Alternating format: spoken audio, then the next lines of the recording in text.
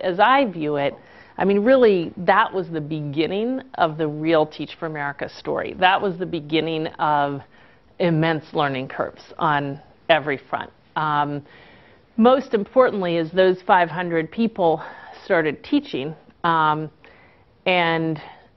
basically hit the wall in their schools and realized how challenging this was going to be. And we realized that we had our work cut out for us to be successful in this, and went through then immense learning curves and probably will never finish the learning curve. I mean, there's always so much more to be done, but around understanding how do we recruit and select and train and develop teachers who are not just surviving in classrooms with their kids, but actually excelling, truly putting their kids on a different trajectory and learning the lessons that come from that, leaving their experience not more disillusioned about the possibility of change, but more committed about the possibility of change.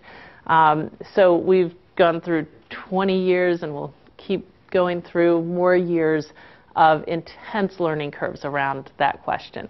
There were also many organizational learning curves, around how to actually, sustain the scale that we started at, let alone, grow. And, just to name a couple of them, I mean, I started out in this thinking that management, all the things that we would put in that bucket of things was, not worth my time or energy. And it turned out that whether or not we would fulfill our mission and potential to be a force for change would have everything to do with whether or not, we just embraced all the hardcore lessons of, how do you build a high-performing organization.